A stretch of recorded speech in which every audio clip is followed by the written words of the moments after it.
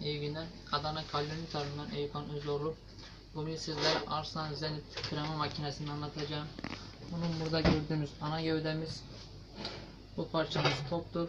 Kremayı asıl çıkaran bu parçadır. Krema topumuz. Burada süt tasamız mevcut. Burada kaymak tasımız mevcut.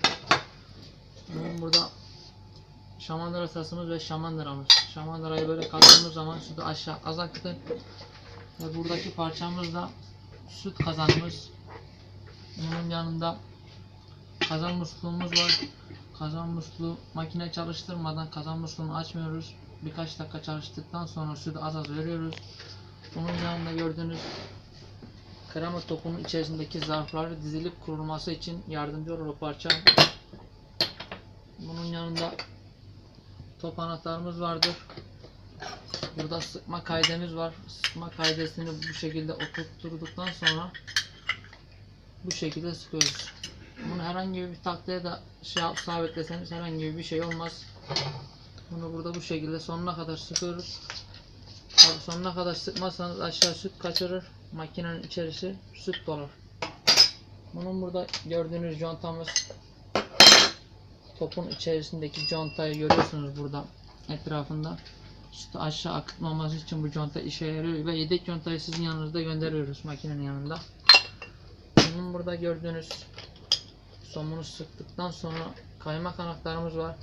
Kaymak zaten anahtar otomatikman orijinal olarak geliyordur fabrika ayarında.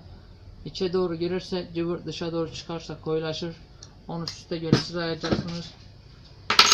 Bu parçamız da sarsıntı takozu.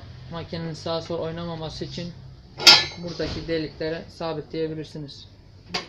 Bunun yanında temizleme fırçamız var. Bunu en son yaptıktan sonra temizliyorsunuz. Burada gördüğünüz kaplenimiz, mille motorun arasındaki kaplen.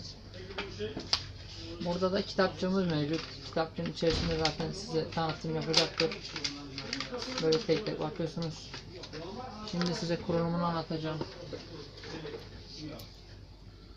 Bunun buradaki mili görüyorsunuz. Bu araya gelmezse girmez ve şu gösterdiğimiz kaplini yer, aradaki kaplini. Bunu bu şekilde tam oturduğumuz emin oluyoruz. Ondan sonra süt tasımız bu şekilde yanlarına oturtuyoruz.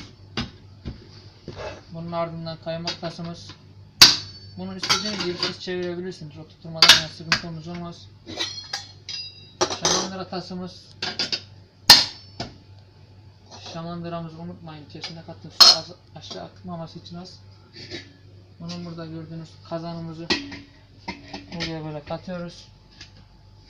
Ve burada dediğim gibi makine çalıştıktan sonra musluğu az az açıyoruz. Gördüğünüz gibi parçalarımız burada mevcuttur. İyi günler.